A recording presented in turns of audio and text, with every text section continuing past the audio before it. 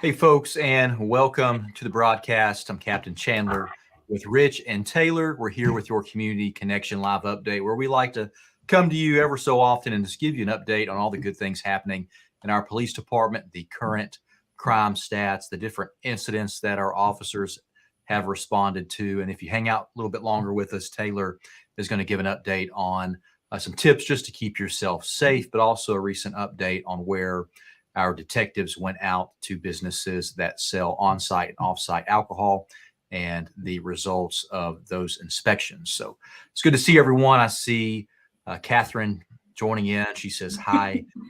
TT, I assume that's you, Taylor. That's me. And then Pam Kelly as well. And you have Georgina. She's out of town in St. Louis. But welcome, everyone. We're glad you're here. There's about 24 of you here watching us live now. And I just let Rich get to it with the weekly update. Rich, how's your day, man? I know you're tracking the weather and it's rainy out. And you have this weekly update for us, and then we'll get the weather, won't we? Yeah, it's been a good day today so far. Busy Friday, but a good Friday. So, right. let's get right at it. This week, we're covering May 4th to May the 10th. Getting right into the numbers, we had 1,048 police calls for service, 98 fire calls, 19 crime reports, 88 arrest charges, 491 traffic stops, 221 citations, 33 non-injury crashes, and 6 injury crashes. Those crash numbers starting to creep up again for this time of year. I got it. Why do you think they're creeping up? Is it related to distracted driving? Have you looked at those reports and the vast crashes? Yeah, the vast majority of them are distracted drive-ins, rear ends, things of that nature. And I'm guessing just because people getting out with the nicer weather, that's kind of when that time of year, more people on the road. Sure. I tell you what, recently I've been out on the street working and had to respond to some emergency incidents. And the vehicle I have, I can see into the vehicles better because it sits higher up. And there's a lot of people on their phone. And then when I notice someone doesn't move out of the way like they should, we have the loudest sirens you could put on a police vehicle. We have the rumbler systems. We have bright lights. And they just don't move over. They'll sit right in front and you're right behind them. And there's no one is just moving over. And when you pass them, you look over and you can see they're just consumed in the phone. And it's so dangerous because you just totally disregard your surroundings. You don't pay attention to the road ahead. When we have to drive as individuals, you have to have your eyes and your brain and your hands to operate a vehicle properly. And when you put that phone in your hand, it takes away from your eyes. It takes away from your brain because you're not thinking about driving or what's ahead of you. And you're definitely not looking ahead at the road ahead of you. So just a problem I think the nation continues to deal with that level of distraction. And we just all need to do our best to limit that just to keep our roads safer. We'll be at a red light and the light turns green and you sit an extra 3 to 5 seconds or more because someone just doesn't realize the light has changed. But I'm sure we all see that are watching. If you're out there driving around, you definitely see it. And it's just something we got to work better on and do our best to drive safe without distractions. Let's get those crash numbers down. We never like to see it approaching 40 in our community. Thanks, Rich. All right. And then back into the crime reports. We had 5 family disturbances this week, 4 property damage reports, 3 harassments, a couple of frauds and vehicle thefts.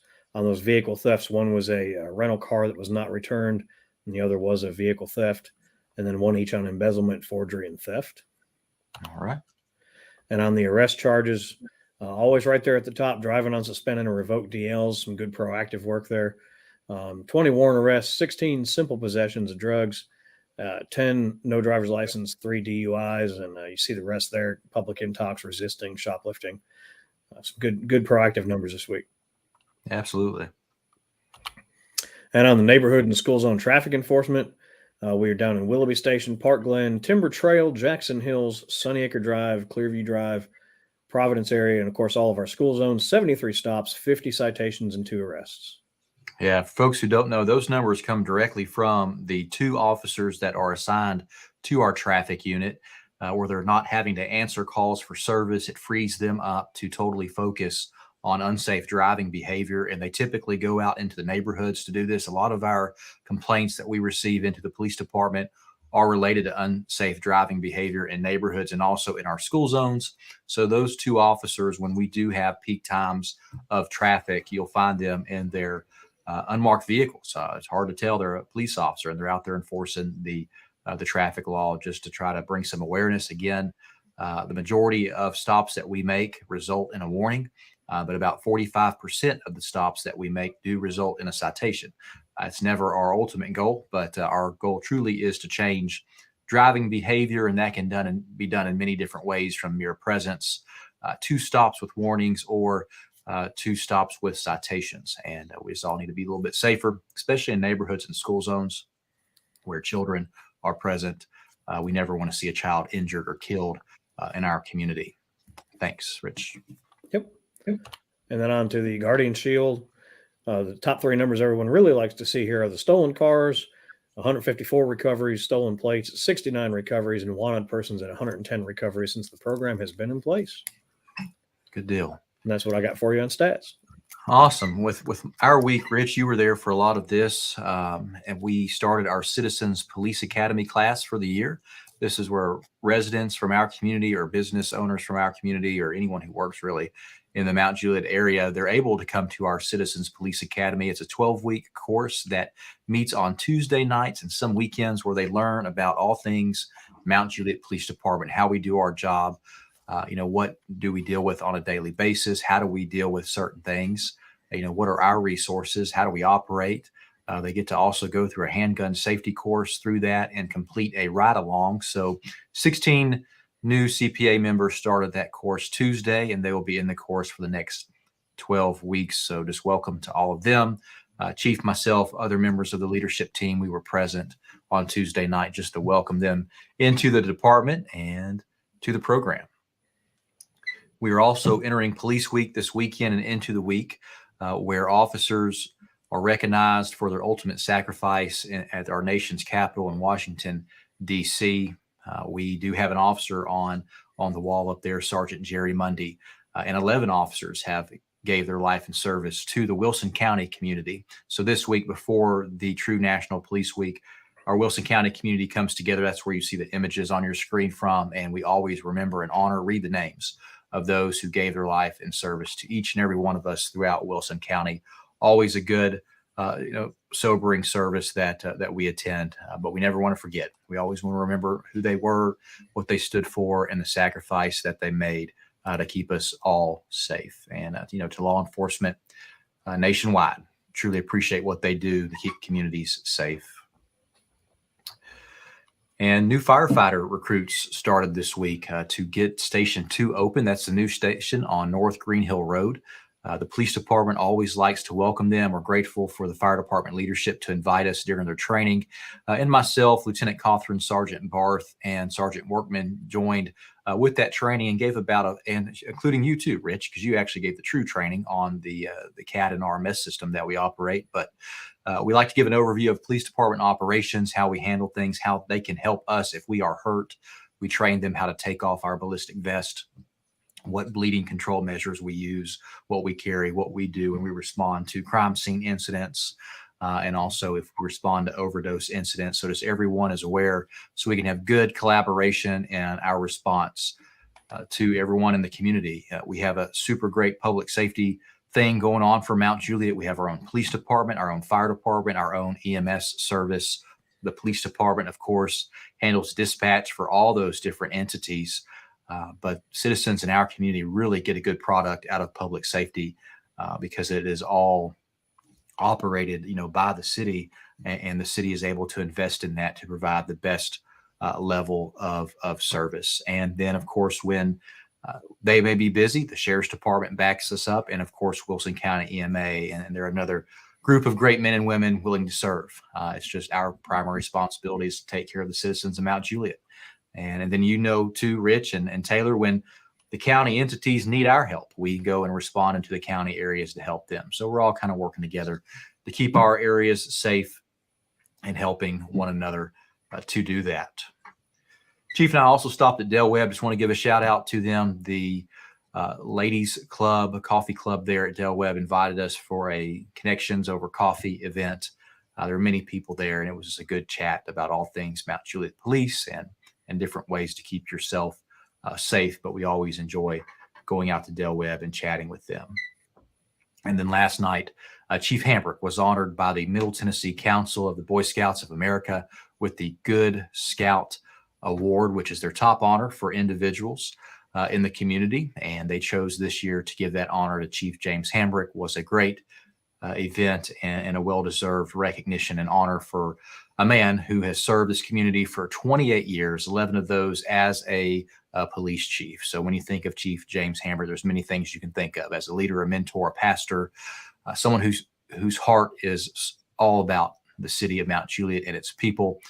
And we're all, of course, work together to keep everyone safe and just loved on, and just a good community that is kind to each other. So that was an awesome event, and we are all grateful here to see Chief get that honor. And Rich, how's our weather looking? Oh, it's looking interesting today. We've got some interesting patterns going on across the country right now, and kind of patchy right now for us here in Middle Tennessee. It's just kind of hit and miss. And they talked, if any of y'all watch our local meteorologists, they've talked about this going through into the weekend. Today and tonight, looking just kind of partly cloudy to sunny cloudy, mostly cloudy, excuse me. Sunny cloudy. That's a new one. I like it. Yeah, my brain wasn't something working I that would fast. say. Yeah, sunny cloudy. My brain wasn't working that fast. Partly cloudy to mostly cloudy today and going into tonight. And tonight we're going to have highs in the mid 60s. Going into tomorrow, it's going to be mostly cloudy most of the day and highs in the mid to upper 80s. And Saturday night, going to be fairly pleasant and mostly clear. So it'll be a nice weekend. A little spotty rain here and there, but got to watch some of these patterns today, though. You can see down here in the just southwest of Memphis there, it's starting to blossom up a little bit. So that could be in our area here in the next few hours. So we might get a little more rain yet today. Yeah, it looks like it's going to be a wet evening for us in afternoon. But thanks for that. Taylor, how are you doing? I'm good, Captain. How are you? Good. I know when we start these broadcasts, your part seems just quiet at first, but we then get to just bring you into it with all the wonderful knowledge for folks that they can keep themselves safe about. But glad you're here. Glad you're helping us with this. And what good stuff do you have for folks to be safe? Yeah, so I feel like recently we've had kind of an influx of scams circulating around. Typically, what we've been seeing is the elder population is kind of the targets right now. So I kind of just wanted to talk about maybe some tips that you can take to prevent yourself from being a victim of a scam of this type, or even your loved ones. You can pass this information along too.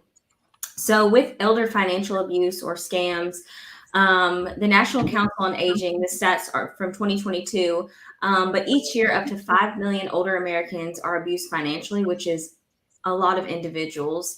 And that cost is up to about $36.5 billion a year that they're taking advantage of.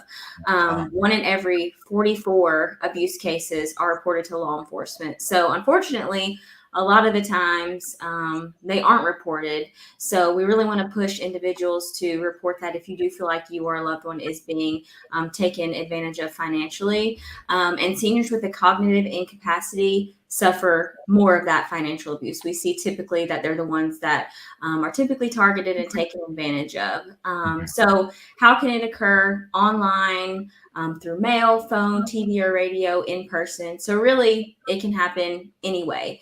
There's all types of scams, which I'll get into, but they can kind of cross all types of platforms. So the typical scams that we see are, you've won a prize. So, that can be enticing to people. So they'll call and think that they've won a prize and give their information. And now that criminal has information to all or access to all of their information, I'm sorry. Fake charities asking for monetary donations, free investment seminars, online phishing scams, IRS calls.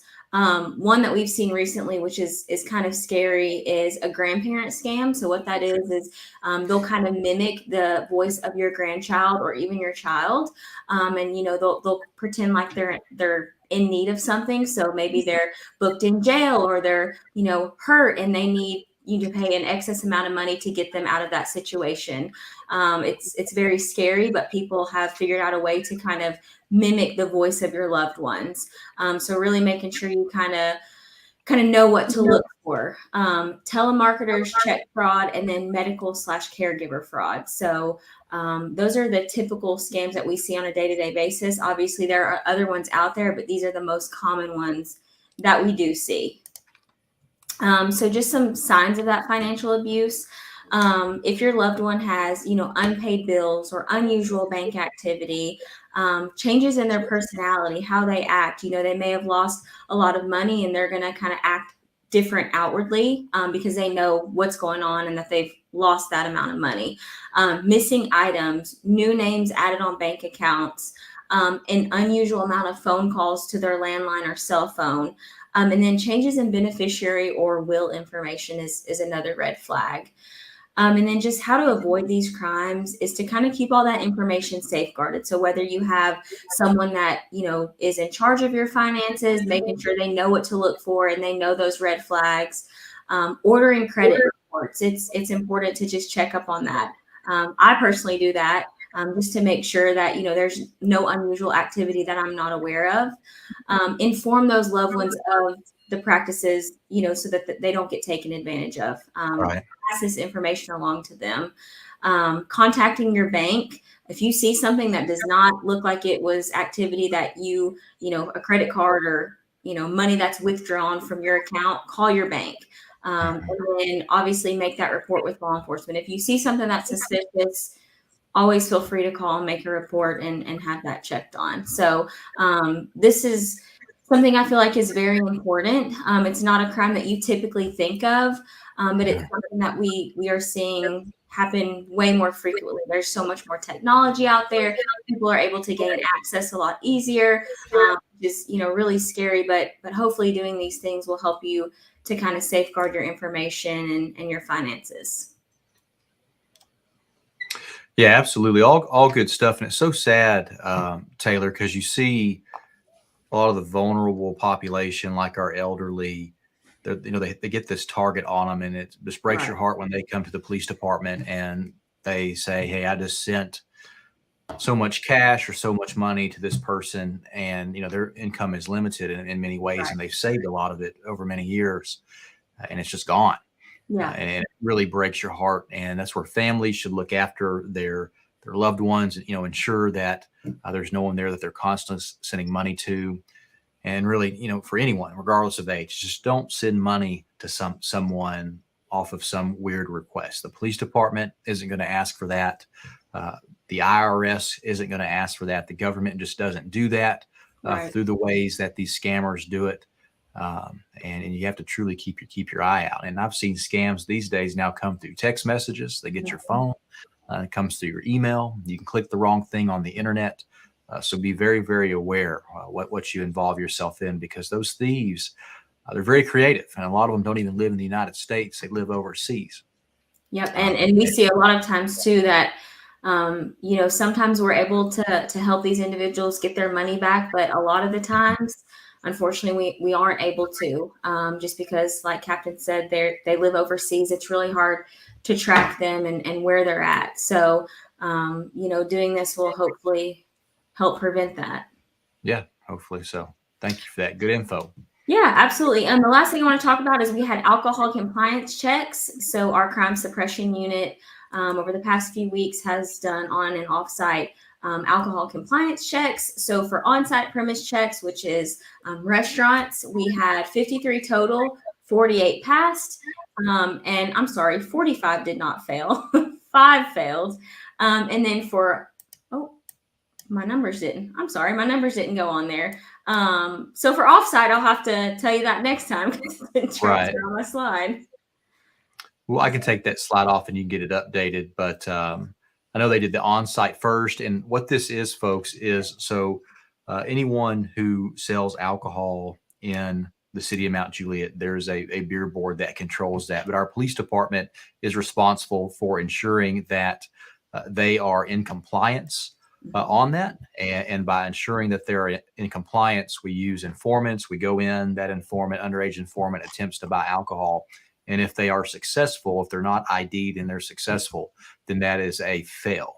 If they are properly ID'd and denied the transaction, it is a pass. And when they do fail, there is a criminal charge associated with it. And then the establishment has to appear in front of the Alcohol Beverage Commission with our city to review their license to sell the alcohol. So on-site would be that you would go and consume the alcohol on-site. Off-site locations are where you go and you buy alcohol and then you leave with it and you consume it elsewhere in the community. But it's a thing we have to, check on. You always have to have those checks and balances to ensure that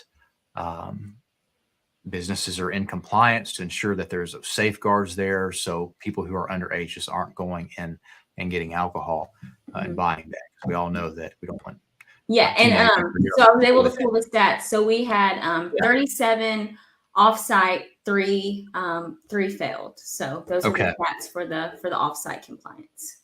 Yeah, it's just so I think with all the different establishments on site and off site, there were 8 that failed on the total checks. Those who do pass, they get a letter signed by the chief of police thanking them for having all the proper safeguards in place to prevent the sale to someone who's underage. And of course, those who fail, the person who sold does get a criminal charge associated with that, and they have to appear in front of the alcohol beverage board. But good stuff. Appreciate our crime suppression unit team and those detectives working on that. That's great. And Rich, you have an update for us about a pancake breakfast. Yeah, sure do. Coming up tomorrow morning, if y'all are looking for something fun to do and help raise some money for the Boy Scouts, tomorrow morning up at St. Stephen's Catholic Church up on Lebanon Road from 7 until 11 tomorrow morning. They're going to be selling tickets at the door, $5 for adults, $3 for kids under 6. Come out and get some breakfast. They're going to do pancake, sausage, juice, milk, and coffee. It's a fun event. This is their 12th annual pancake breakfast. It's always a good time. Come out and get some grub. And I know some of us will be out there tomorrow as well. So you might get to do a little meet and greet with some of us up there tomorrow morning as well. Yeah, I'll be up there probably around 9 o'clock. I think that's when I'll land. Probably the same. Yeah. And I got one other quick community promo. Yeah. Coming up on May the 20th over at the Masonic Lodge up on Tate Lane. The 44th annual fish fry will be going on from 11 to 6. So if you're looking for some good fish and some good times, just come hang out and have a good time with everybody. Doing the fish fry all day there. $15 donation for adults, $5 donation for kids under 12. Come out and hang out with us, have a good time. All you can eat for dine in, and we'll even box it up and send it home with you if you want. So and I'll be there all day for that one. Awesome. So there's an opportunity to get pancakes and good fish coming up. And the fish fry is definitely good stuff, and always enjoy stopping by there as well. Thank you for that, Rich. And folks, got to remind you, it's Mother's Day this weekend. So please, please, please love on your moms or those who are motherly figures in your life. Super important day. Rich, I know your mom has passed on, but you love her dearly in your heart. And Taylor and I got moms we dearly love who support us all throughout life and continue to support us. So we truly appreciate them and love them for all they've done. Moms and good dads and people who provide that parental figure in its child's life is so important for a child to be successful and to have that accountability to avoid a criminal path. And from a law enforcement standpoint, probably the best crime prevention we have are good moms and dads and grandparents and parents or parental figures out there who are mentoring a child to ensure they are on a good path in life. So happy Mother's Day to everyone. I'd like to open it up for questions. I know I saw a few in the comments, but if you have a question, I will click on it and acknowledge it. But let me see what we have. I have one here from Sonia. She says there was a police and firefighters cars at Glass Creek Apartments last night and this morning. What was that about? So Sonia, that was medical calls. There are certain medical calls our police officers will first respond to. It doesn't necessarily mean that there's a criminal element associated with that.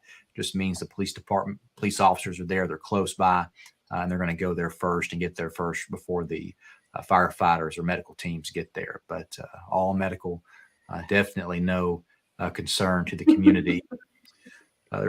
What is the Ryan Chandler is asking about a red light on Taylor's desk? That is a candle. Candle, right? What is there a certain scent with that candle, Taylor?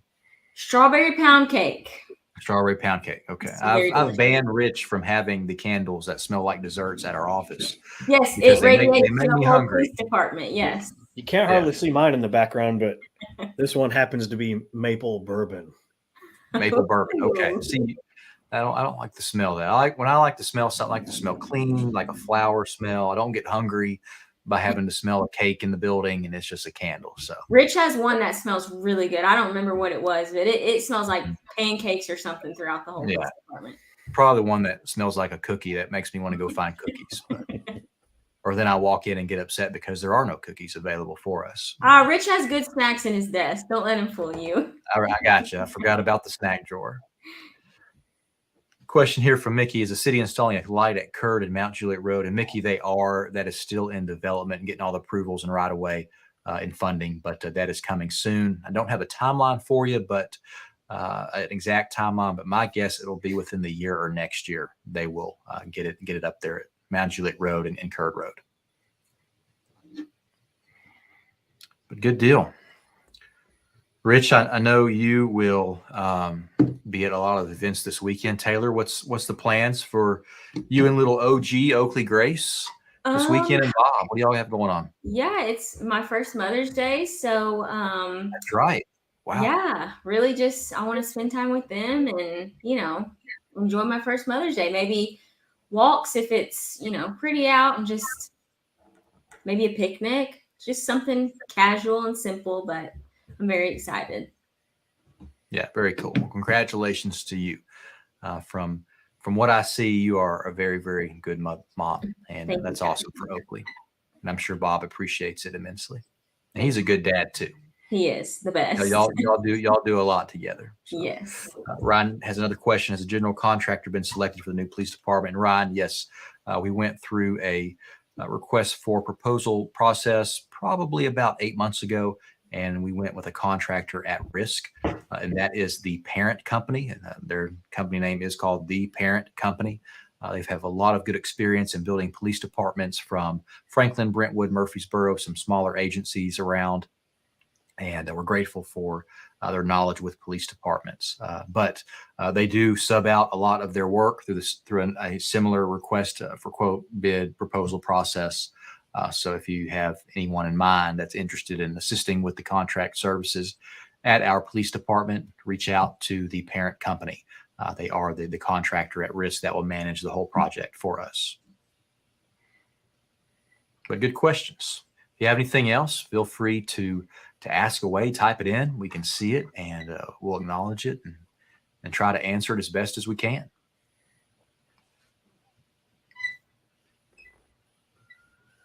I don't see much. I hear the rain continuing to pound on our roof. Mm-hmm. I'll be at the Rotary is having a raffle this evening. It's a benefit for the Rotary Club and all that they do and all that they provide. But the Green Hill High School students, Culinary Arts, are providing the dinner. I'm looking forward to trying their food. I heard it's really good. But there'll be a reverse raffle fundraiser with a $10,000 grand prize. Chief, got me this ticket, so I think I owe him probably half of that prize if I win. And then if we do win, I'm definitely gonna take y'all out to dinner. How about that? I think that we get a fourth of it. Yeah, that sounds. A fourth right. of it, I'm okay with that. We'll have a very, very good dinner. But yeah, he needs to take the live crew out. We'll see if we win. I'm gonna turn to Jake here. I think he has Chief in his office checking out the live. Jake, what are you laughing at? Did Chief? Hang on a minute. Chief said the man, the myth, the legend. Is Chief thinking I have to give him the whole 10 if I win? He didn't say no. 9,900. 9,900. Okay, I got you. I get to keep the 100. But is mine safe, Chief? Oh, you got one too. Rich, will you be there tonight? I will be there tonight. Pops will be there too. Okay, good. We're probably Rich, how getting there was- about 6:15. How was your dad? Is he feeling better? Dad's doing much better. Thank you for Good. asking. Good. That's awesome to hear. Glad he's doing good. Well, folks, I don't see any other questions, and let's close it out and get to the weekend. Taylor, how about you close it out first? Yeah, thank you guys for watching. I hope that those tips were super helpful. Obviously, if you guys have any suggestions or anything that you'd love us to, yeah, thank you guys for having me. Cool, awesome. Rich, your turn. Hey, yeah, thanks for watching as always, and thanks for all the great questions. And stay dry. Try not to get too wet this weekend, but get out and have some fun. Take care of each other. There you go. What about the Jake and Chief duo there in the control room? You want to sign us off? This a good live presentation, good information. Thank you. Happy Mother's Day at the set again. God bless. Absolutely. Thank you, everyone. Have a wonderful weekend. Stay safe. If there's anything that you need, please just reach out. We're here for you. And our officers are so dedicated just to keep you safe and help you however they need to help you. So take care.